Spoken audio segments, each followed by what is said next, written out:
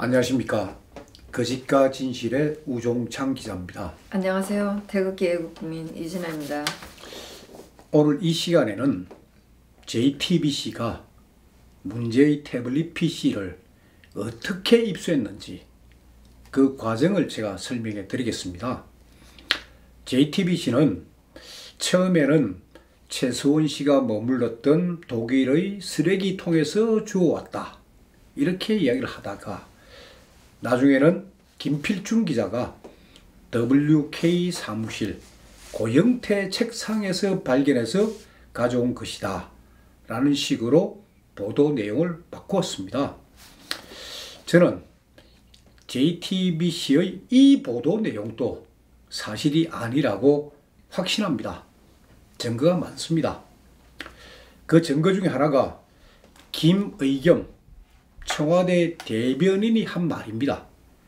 태블릿 PC는 주운 게 아니고 받은 것이다 라고 공개적으로 언급한 적이 있습니다. 그 외에도 이 태블릿 PC가 어떻게 입수됐는지 그와 관련된 여러 가지 정황 증거들이 있습니다.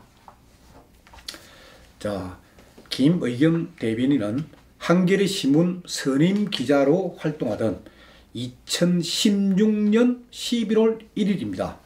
그때가 언제냐?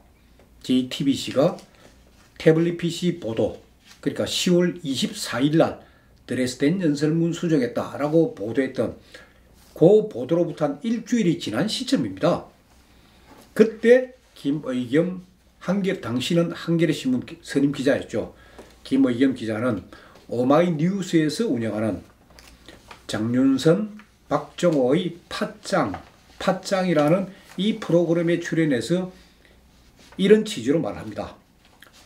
저는 사실을 알고 있지만 다른 언론 매체에서, 그러니까 JTBC에서 일어난 일이기 때문에 제가 언급하는 것은 예의가 아닌 것 같고, 분명한 것은 JTBC가 태블릿 PC를 국내에서 준 게 아니고 받은 것이라는 점은 장담할 수 있다 라는 내용을 공개적으로 밝혔습니다. 그래서 먼저 김의겸 기자의 목소리를 시청자 여러분들께서 한번 들어보십시오. 그 질문하는 여성이 있습니다. 이 여성은 팟짱의 그 진행자입니다. 자, 목소리 한번 들어보십시오. 어쨌든 이 태블릿 PC 특종은 대단한 건데요. 그러니까 그렇습니다. 검찰에서는 이 태블릿 PC가 그 마치 이제 독일에서 온 걸로 이렇게 그 검찰발 보도가 쭉 나왔었는데요. 네. 또 JTBC는 최순실의 사무실이라고만 했다. 네. 최순실이 쓰던 사무실에서 발견됐다라고만 썼다. 그래서 어떤 게 진실이냐 이런 또 논란도 있기도 했어요. 네, 저는 사실을 압니다만은 예. 네.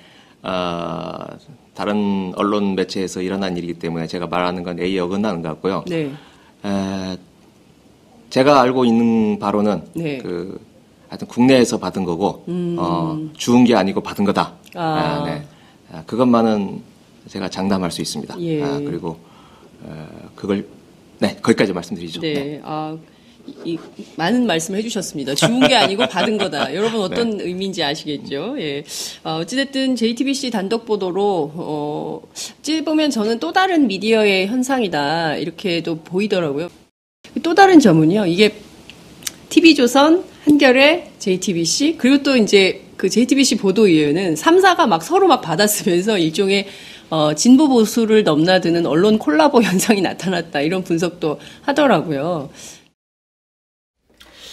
들으신 것처럼 김의겸 기자는 JTBC가 문제의 태블릿 PC를 준 게 아니라 받은 것이라는 점은 장담할 수 있다 라고 밝혔습니다.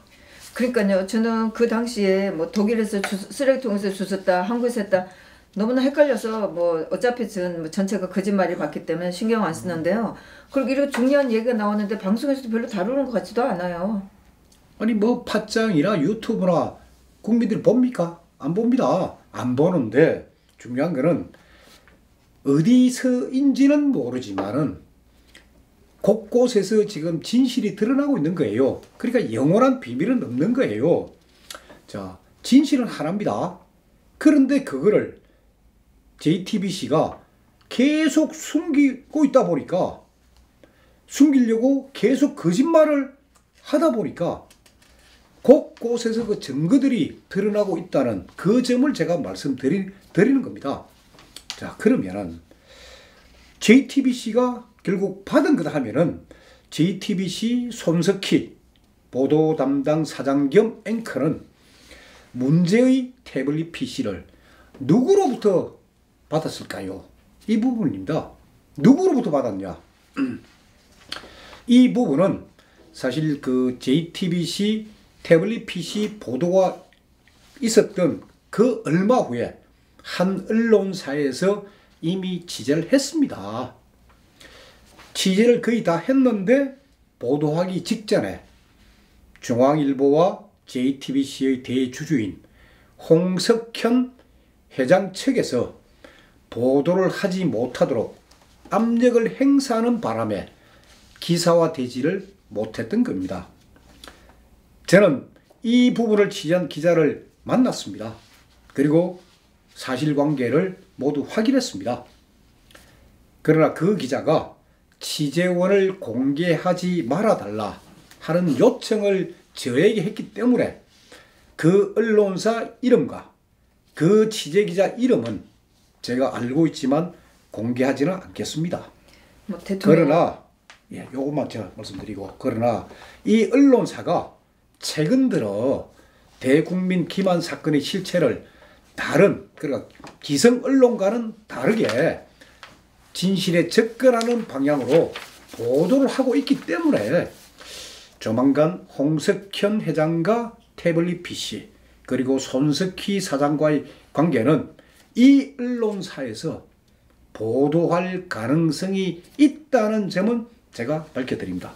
뭐 그거 지금이라도 한다면 다행이고요. 사실 뭐 바른 언론을 위해서 자기 목숨까지 내놓겠다고 하는 게 뭐 기자들 아닌가요? 그런데 대통령을 탄핵시키기 위해서는 그렇게 그걸 발표를 못한다는 게 저는 정말 아쉽네요. 아니, 그런데 우리가 기자들을, 그동안의 기자들이 탄핵 정국하고 이 대국민 기만 이 사기 사건을 벌였는데 시간이 조금 지나면서 약간은 달라지고 있습니다.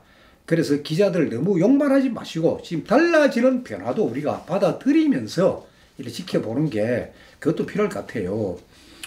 그래서 그 언론사의 취재 기자한테 제가 쫙 취재를 해보니까 손석희 사장에게 문제의 태블릿 PC를 건네준 사람은 홍석현 회장이라고 합니다. 홍석현 회장은 이런 사실을 중앙일보 국장당 그리고 경영진에게 여러 차례에 걸쳐 아주 자랑스럽게 말했다고 합니다. 이 취재기자가 중앙일보 간부로부터 들은 증언은 이렇습니다. JTBC가 태블릿 PC 보도를 하기 전에 홍석현 회장이 손석희 앵커에게 태블릿 PC와 관련된 정보와 자료를 주었다. 정보도 주고 자료도 주었다.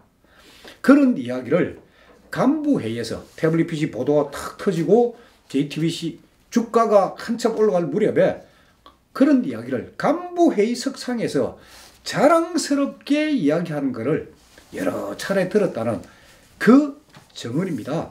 그래서 그 증언이 객관적인 증거도 뭐 다 있는 걸로 제가 알고 있습니다. 예. 홍석현 회장은 그 이 타블렛 조작 보도 관련해서 그 손석희 앵커가 공을 차지하는 게 좀 질투가 났나 보죠? 뭐 그런 점도 있었겠지만은 제가 취재를 해보니까 이 홍석현이라는 사람은 이 태블릿 PC, 그러니까 이 태블릿 PC와 관련된 정보와 자료를 입수한 이후에 그리고 JTBC로 하여금 보도를 하게 한 이후에 일어날 상황에 대해 더 큰 그림을 그리고 있었습니다. 자, 그 증거가 뭐냐? 태블릿 PC 조작 보도 이후에 바로 탄핵 정국이 조성이 됩니다. 그때 홍석현 회장은 아주 발빠르게 움직입니다. 그 움직인 증거 속에서 홍석현 회장의 야망, 야심, 그걸 우리가 알 수 있습니다. 그래서 제가 지금부터 홍석현 회장의 그 발빠른 정보, 발빠른 행보, 그걸 날짜별로 한번 정리를 해드리겠습니다. 국회가 대통령 탄핵 소추안을 통과시킨 것이 2016년 12월 9일입니다. 그때부터 헌법재판소가 탄핵 심리를 이게 시작하게 됩니다. 바로 이 무렵입니다. 2017년 1월 13일입니다. 그러니까 탄핵 소추안 통과되고 거의 뭐 한 달 정도 지났을 바로 그 무렵에, 탄핵 심리가 한창 진행된 그 무렵에 홍석현 회장은 리셋 코리아라는 단체를 만들었습니다. 리셋 코리아. 그러니까 소위 대한민국을 새롭게 세팅하겠다, 이런 의미인데, 대통령이 되겠다는 홍석현의 야망을 실현하기 위한 이 싱크탱크가 리셋 코리아입니다. 그리고 홍석현 회장은 리셋 코리아를 만든 지 10일 후, 그러니까 2017년 1월 24일 오후 1시에 미국 뉴욕에 있는 트럼프 타워에 나타납니다. 미국 대통령에 당선된 트럼프를 만나려고 이 트럼프 타워를 방문한 겁니다. 사전에 면담 일정이 다 조율되어 있었는데 바로 그날 뉴욕에 기습적인 폭설이 내렸습니다. 그 바람에 비행기 운항이 중단이 되어가지고 트럼프 대통령과 홍석현 회장의 면담은 이루어지지 않았습니다. 만약 그때 홍석현 회장이 트럼프 대통령, 각 미국 대통령에 당선된 트럼프 대통령을 만났다면 정계 진출을 노리고 있던 한국인으로서는 최초의 만남이기 때문에, 그때는 반기문 유엔 사무총장도 트럼프 대통령 만나기 전입니다. 대한민국 어느 정치인도 트럼프 대통령 뭐 만나지도 못했고 만나는 생각도 하고 있지 않을 때인데, 홍석현 회장은 이 시도를 했던 겁니다. 만약 만났다면 홍석현 회장의 정치적 위상, 그리고 국민의 인기 상당히 상승했을 것입니다. 막 어쨌든 폭설 때문에, 아니면 뭐 트럼프 진정의 거부 때문인지는 몰라도 어쨌든 이게 실패로 끝났습니다. 1차 면담이 딱 불발되자 홍석현 회장은 2차 면담을 시도합니다. 그날이 언제냐? 2017년 2월 21일입니다. 이때 홍석현 회장이 트럼프 대통령한테 제의한 내용이 이런 겁니다. 삼성전자를 포함한 국내 기업이 미국에 50억 달러를 투자해 3만 개의 일자리를 창출하겠다, 이런 문제를 논의하고 싶다, 그래서 만나고 싶다, 이런 제의를 한 겁니다. 그럼 2월 21일은 대충 언제쯤 되느냐면 이재용 삼성전자 부회장이 구속된 직후입니다. 삼성전자는 어쨌건 이재용 부회장의 의사를 들어야 되는데, 이재용 부회장 감옥 가고 난 뒤에 홍석현 회장하고 삼성전자는 무슨 관계입니까? 홍석현 회장은 삼성전자를 포함한 국내 기업들 50억 투자하겠다. 물론 이 면담도 불발로 끝납니다. 트럼프 대통령 만나고 그 얘기를 어떻게 하려고 하는지 모르겠어요. 자기가 삼성하고 무슨 상관이 있다고. 아니, 일본의 아베 총리 같은 분도 트럼프 대통령 빨리 만나려고 난리치고, 그래서 미국 대통령, 각 당선된 대통령을 빨리 만나는 게 그 나라의 국제적 위상도 올라가고 그 정치인의 위상도 올라가는 겁니다. 그러니까 홍석현 회장이 설사 트럼프 대통령 만났다 치더라도 이재용 부회장하고 전혀 관계없는 이야기를 하는 판인데, 뭐 그것도 대국민 기만이죠. 그러니까 실패로 돌아가고, 그러다가 이제 2017년 3월 10일 날 헌법재판소가 대통령 파면을 발표합니다. 그로부터 8일 후 2017년 3월 18일입니다. 홍석현 회장은 중앙일보와 JTBC 회장직을 사퇴합니다. 그리고는 대한민국의 보탬이 되겠다며 대통령 출마 의사를 밝힙니다. 자, 홍석현 회장은 서울 경기고등학교 학생회장 출신입니다. 그리고 대통령이 되겠다는 야망이 굉장히 강한 사람이었습니다. 하지만 아니, 정치적 기반도 없고 국민들의 인기 안 높습니다. 그렇기 때문에 5년마다 실시되는 정상적인 선거를 통하면 당선 가능성은 아주 희박한 사람입니다. 그러나 재임 중인 박근혜 대통령을 탄핵시켜 권좌에서 갑자기 끌어내린 뒤에 그래 되면 어떻게 됩니까? 조기 대통령 선거 분위기를 만들 수 있습니다. 조기 대선 분위기를 조성한 다음에 그러면은 여야가 대통령 후보를 어떻게 뽑을까 우왕좌왕하는 그 틈을 타서 신속하게 보궐선거를 치르면은 성상 가능성이 있다. 그렇게 예측을 하고 태블릿 PC 조작 보도를 통해 박근혜 대통령을 재임 중에 바로 탄핵한 겁니다. 그 목적은 뭐냐? 조기 대선 분위기 조성입니다. 이를 위한 조작의 요물로 등장시킨 게 홍석현 대장이 등장시킨 게 바로 태블릿 PC인 겁니다. 그게 리셋코리아가 한몫했었을까요? 당연히 했습니다. 다 했고 리셋코리아 그 임원 명단하고 이 모든 것들은 다 공개되어 있습니다. 그리고 그 사람들이 어떤 사람인지도 나중에 제가 다 알려드릴 겁니다. 제가 방금 말씀드린 이 내용이 태블릿 PC 조작 보도의 진실입니다. 그 과정에서 홍석현 대장이 JTBC를 아주 절묘하게 이용을 한 것인지 아니면 손석희 앵커의 JTBC가 자발적으로 협조 내지 공모한 것인지는 김필중 기자에 대한 검찰 조사에서 그 실체가 드러날 것입니다. 이 부분은 제가 지난번 시간에도 말씀을 드렸습니다. 김필중 기자는 그러니까 JTBC에서 심수미 기자의 누명을 벗겨주기 위해 소위 김필중 기자의 이름을 공개를 했고 그러면 김필중 기자는 특수절도 혐의에서 벗어나려면은 당시 자신의 역할을 있는 그대로 진술을 해야 됩니다.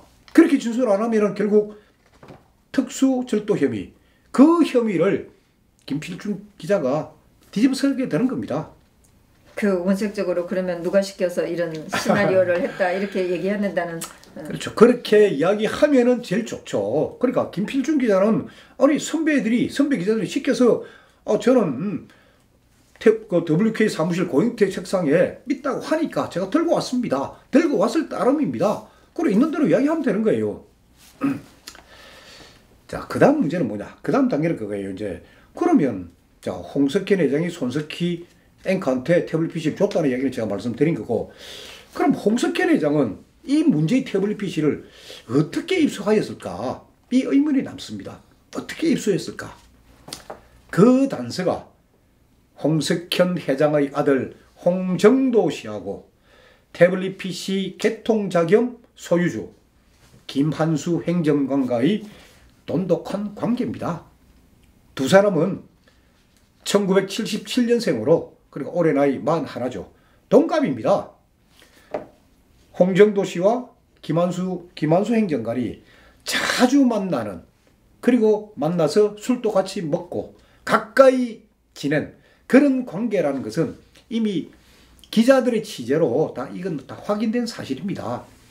그리고 홍정도 씨는 그 홍석현 회장이 이제 중앙일보와 JTBC 그 회장직을 물러난 이후에 지금은 JTBC 대표이사로 있습니다. 김한수 행정관 이분도 상당히 재력갑니다. 김한수 행정관 장인은 중견기업의 오너입니다. 제가 뭐 이름도 알고 회사명도 알지만 그건 밝히지 않겠습니다. 근데 이분의 아들이 누구냐? 연예인 탁재훈 씨입니다. 그러니까 연예인 탁재훈 씨의 부친이 김한수 행정관의 장인입니다. 그리고 김한수 행정관은 이 청와대 행정관으로 들어가기 전에 연 매출 30억 상당의 마레이 컴퍼니라는 아주 뭐랄까 내실 있는 그런 회사를 운영한 그런 재력가입니다. 그래서 저는 김한수 행정관이 과연 어떤 성향의 사람일까 하는 부분에 관심을 갖고 제가 취재를 좀 해봤습니다. 김한수 행정관은 대통령 재판에 증인으로 출석한 적이 있습니다. 제가 그 법정에 제가 그 취재차 그 법정에 있었습니다. 김한수 행정관은 정인석으로 딱 들어오는데 대부분의 사람은 앞을 쳐다보면은 방청석에서 옆모습이라도 보입니다. 근데 김한수 행정관은 들어오자마자 바로 재판부석을 향하면서 뒷모습만 방청석에 보이도록 딱 하고, 그리고 정원이 다 끝나고 자리에서 일어났을 때는 방청석은 아예 쳐다보지도 않고 거의 그러니까 그대로 정인석을 통해서 밖으로 나가버렸습니다. 기자들이 사진도 못 찍었고 저도 김한수 행정관의 얼굴을 모릅니다. 김한수 행정관이 어떤 사람인지 제가 알기 위해 가지고 2012년 그 박근혜 대통령 선거 캠프에서 이 김한수 씨하고 같이 근무했던 사람들을 제가 만나서 물어보았습니다. 어떤 사람이냐? 대답은 그렇습니다. 김한수 씨는 동료들하고 잘 어울리지 않았다. 그리고 혼자서 행동을 했다. 그러다 보니까 동료들하고 같이 찍은 사진이 한 장도 없다는 겁니다. 동료들은 심지어 이런 얘기를 합니다. 김한수 행정관에 대해서 자기네들은 게슈타포라고 불렀다는 거예요. 게슈타포. 독일의 비밀 경찰 아닙니까? 예. 그래서 김한수 행정관이 그 홍정도한테 타블렛 PC를 건네주었다는 무슨 증거는 나온 게 있나요? 그러니까 확실하게 사실 단정적인 증거는 사실은 없습니다. 단정적인 증거. 그러니까 그거는 김한수 행정관하고 홍정도 씨가 시인하기 전에는 단정적으로 말할 수 없는데 단서들은 있습니다. 단서. 그 단서 중에 중요한 게 제가 유튜브 69편 또 그전에도 계속 말씀드리고 있는 장승호 사진 이야기입니다.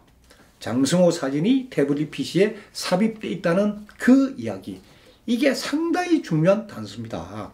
장승호, 제가 설명드려서 아실 겁니다. 최서원의 언니 최순덕의 장남, 그러니까 장시호의 오빠입니다.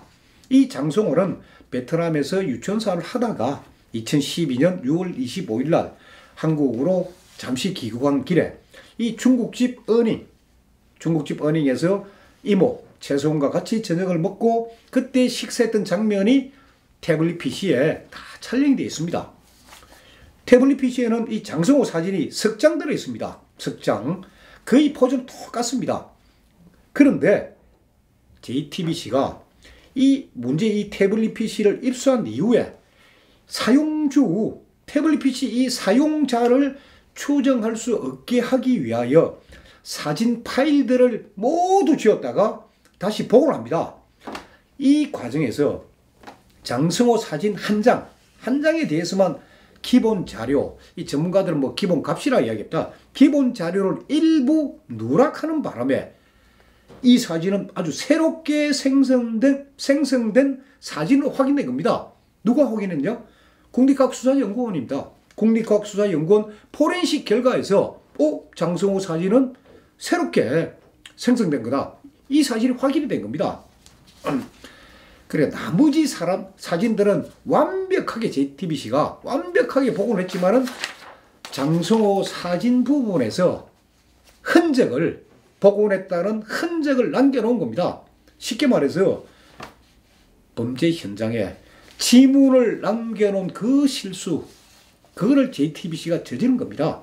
그러니까 전체 있는 거를 다 없앴다가 다시 집어넣는데 다시 다 복원을 하는데 그 사진 하나 못 넣었다가 아니요, 그게 아니고 다시 복원을 하는데 복원을 하려면 똑같은 기본 자료값을 코드로 다 입력시켜 줘야 되는데 장승호 사진 하나만은 입력값이 한 3개가 된다면 하나를 빼먹은 거예요.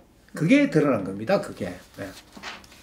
그래서 이 장승호 사진이 태블릿 PC에 삽입되었다는 그 흔적은 이 태블릿 PC에 대해서 검증 및 감정을 신청한 이경재 변호사 측의 전문가들을 통해 가지고 일찍부터 그 내용은 그 사실은 지적이 됐습니다. 그래서 그거는 국립과학수사연구원에 감정을 요청할 때도 이 부분을 반드시 살펴달라고 질문이 들어갔기 때문에 국립과학수사연구원에서 확실하게 장승호 사진 한 장이 삽입되었다, 새롭게 생성되었다 하는 걸 밝혀놨습니다. 자, 그런데 문제는 뭐냐? 이 태블릿 PC에 대한 국립과학수사연구원의 포렌식 분석 자료가 제가 지난번 시간에도 말씀드렸지만은 DVD로 한 장 분량입니다. 인쇄물로 출력을 하면은 2만 페이지가 넘습니다. 그러다 보니까 시스템 영역, 사용자 영역, 이 모든 영역들을 분석하는데 시간이 엄청나게 걸렸고 지금도 지금 하고 있습니다. 아니 이경재 변호사도 이 전자정보기기 이런 쪽 전문가가 아닙니다. 그래서 이제 이경재 변호사는 디지털 기기의 동작 원리 그리고 포렌식 도구의 특성 이런 부분들을 이야기 위해 가지고 이 전문가들의 도움을 받았습니다. 이 전문가들 중에 두 사람은 이 태블릿 PC를 검증할 때 현장 검증할 때 그때 법원의 허가를 받고 이 검증 작업에 직접 참여하기도 했습니다. 그리고 나머지 분들은 지금 또 DVD 분석 작업을 지금 또 하고 있습니다. 그리고 저는 이 전문가들의 의견을 제가 계속해서 지금 듣고 있는데 그러다가 제가 최근에 새로운 사실을 알게 된 겁니다. 무슨 이야기냐? 이 문제의 태블릿 PC가 JTBC 수중에 있던 동안 JTBC가 이 태블릿 PC를 가지고 있던 그 기간 동안 그러니까 시간적으로 말하면 2016년 10월 18일 오후 5시 43분 7초부터 검찰에 제출할 때까지 2016년 10월 24일 오후 7시입니다. 그때까지 그래 약 일주일 동안입니다. 일주일 동안 이 JTBC가 이 태블릿 PC를 가지고 소위 온갖 행동을 했습니다. 그런데 무엇이 발견됐냐? 누군가가 이 태블릿 PC로 음악 파일에 접속해서 음악을 들었고 또 그 무렵 그러니까 10월 18일부터 10월 24일 무렵에 상영 중인 영화 제목들을 검색한 흔적이 태블릿 PC에 남아있는 걸 발견한 겁니다. 누군가가 음악도 듣고 영화관 서핑을 한 그 흔적을 전문가가 찾아낸 겁니다. 그 흔적을. 그래서 저도 그렇고 그 전문가들 다 모여서 그런 이야기를 할 때 저희들도 처음에는 그랬어요. 처음에는 JTBC 어느 기자가 태블릿 PC 분석 작업을 하는 도중에 머리를 좀 식히기 위해 가지고 태블릿 PC로 음악도 듣고 영화관 서핑도 했겠구나 하는 정도로 저도 그렇고 전문가들도 처음에는 아주 가볍게 여겼습니다. 왜냐? JTBC 쪽에서 이 태블릿 PC에 대해서 손을 댄 흔적이 워낙 많았기 때문에 아유 참 JTBC 기자들 진짜 자질이 의심스럽다 하는 비난은 했지만은 크게 아주 중요하게 여기질 않았습니다. 그런데 전문가 중에 한 분이 저에게 다른 의견을 제시한 겁니다. 다른 의견. 그분은 서울대 출신입니다. 서울대 출신이고 이미 옛날에 그 신문에도 이분의 기사가 소개된 적이 있습니다. 그리고 제가 만나보니까 아주 사회적 경험도 아주 풍부한 분입니다. 이분이 말씀 드렸습니다. 그거를 손을 댄 사람 JTBC 기자로 보지 마라 하면서 이분이 논리가 이렇습니다. 자, 아무리 JTBC 기자를 하더라도 자기 소유가 아닌 태블릿 PC로 음악을 듣고 영화관 서핑한다는 것은 상식적으로 이해하기 어렵다는 겁니다. 그리고 이 태블릿 PC는 뭡니까? JTBC 기자들도 함부로 만질 수가 없는, 함부로 다룰 수가 없는 이거 증거 자료 아닙니까? 누가 함부로 이게 손을 댑니까? 자, 소유주가 아닌 JTBC 기자가 태블릿 PC 어디에 음악 파일이 있는 줄 그거 알 수 있으며 그리고 중요 증거 자료에 손을 대가지고 이것저것 자기 개인 관심사를 찾아본다? 그게 과연 가능하겠습니까? 하는 게 이분의 지적입니다. 이분이 제기하는 의문입니다. 그래서 그분은 이 시점에서 우리가 합리적인 추론을 해보자. 그 합리적인 추론이 뭐냐? 결국 JTBC 측에서 이 태블릿 PC를 분석하는 동안 그러니까 워낙 양이 많고 하다 보니까 시간 걸리는데 그렇다고 하루 24시간 하는 것도 아니고 분석하는 동안 잠시 쉴 거 아니냐. 그러니까 태블릿 PC 소유주가 JTBC 기자들 분석팀이 이 태블릿 PC를 분석하는 그때 그 옆에 대기하고 있으면서 분석 작업이 잠시 중단되고 쉬는 시간이 있으면은 자기 거니까 이 태블릿 PC를 통해가 자기가 즐겨 듣는 음악 듣고 영화관 서핑을 했고 그렇게 보는 것이 합리적 추론 아니냐 하는 게 그분 이야기입니다. 그러니까 이게 남의 것 아닙니까? 태블릿 PC가 아무리 JTBC 기자를 하더라도 함부로 뭐 음악을 듣고 함부로 영화관 서핑 할 수 없는 거니까. 그래서 합리적 추론을 해본다면은 결국 소유주가 음악도 듣고 영화관 서핑도 했을 것이다 하는 그 이야기입니다. 이분이. 자, 그러면서 이분이 또 하나 지적을 했습니다. 자, JTBC 측이 태블릿 PC를 입수하고 바로 소위 L자 형태의 잠금 장치를 풀었다는 거 아닙니까? 그게 가능하냐 이거죠. 그러니까 그것도 역시 소유주가 옆에 있었다고 가정을 하면은 쉽게 이해할 수 있는 거 아니냐. 저도 이 이야기를 듣고 보니까 아주 이게 합리적인 설명이에요. 저도 이게 바로 증거다고 아니고 지금 합리적 제가 추론이라고 드립니다. 가장 쉽게 생각할 수 있는 거를 또 생각을 못하는 면이 있었네요. 그렇죠. 기자인 저도 그렇고 전문가들도 처음에는 JTBC 기자들 이 중요한 걸 손을 대고 이 나쁜 사람들 정도로 여겼지만은 생각을 조금만 바꿔보니까 그게 아니고 소유주가 옆에서 직접 음악도 듣고 영화관 서핑도 했다. 그러면 이건 이해가 된다. 그 이야기예요. 그래서 이 전문가 말씀이 태블릿 PC 소유주인 김한수 행정관이 JTBC 기자들의 분석 작업을 바로 곁에서 도와주었을 가능성이 아주 높다는 겁니다. 자, 아까 제가 처음부터 말씀드리지 않았습니까? 김한수 행정관, 홍정도 JTBC 대표 얼마나 돈독한 관계입니까? 그 관계를 감안하면은 기자들이 분석하는 동안에 소유주 옆에서 충분히 대기할 수 있는 겁니다. 그 김한수 행정관의 그 행적이나 뭐 이렇게 이런 건 좀 확인이 되나요? 그래서 이 조작의 요물 태블릿 PC와 관련해서 제일 중요한 사람이 1번은 김한수, 2번은 뭐 홍정도, 그리고 나머지 또 계속 있습니다만 그거 제가 다음 말씀드리는데, 그래서 김한수 행정관을 계속 제가 추적을 해왔습니다. 지금 경기도 수지 쪽에 살고 있습니다. 수지 쪽 살고 있고 제가 사실은 그 새벽 2시 반에 한번 김한수 행정관 핸드폰으로 제가 전화를 건 적이 있습니다. 근데 통화가 됐습니다. 그래서 제가 이제 신분을 밝히고 이런 이유로 만나고 싶다고 하니까 김한수 행정관이 그러면은 제가 좀 생각을 정리를 해서 연락을 주겠다라고 했습니다. 제가 직접 통화를 했습니다. 그래서 그 뒤로 전화가 없어가 제가 요즘 또 거의 매일 제가 전화를 하고 있습니다. 전화를 하고 있는데 아예 지금 제 전화를 받지 않고 있는 상황이에요. 김한수 행정관을 찾아야 됩니다. 그러나 김한수 행정관이 아니더라도 태블릿 PC의 진실에 접근할 수 있는 방법은 아직 여러 방법이 있습니다. 예를 들면 K스포츠재단 노성일 부장이 지난 3월 10일 날 경향신문과 인터뷰한 내용이 있습니다. 그 내용 속에도 단서가 나옵니다.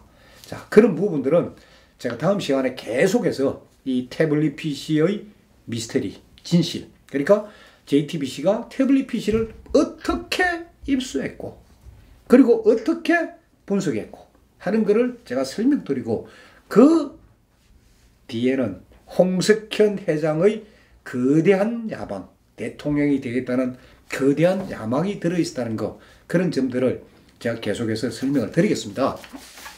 그리고 오늘 이 시간에 제가 시청자 여러분들께 사실 특별히 좀 부탁드릴 게 하나 있습니다.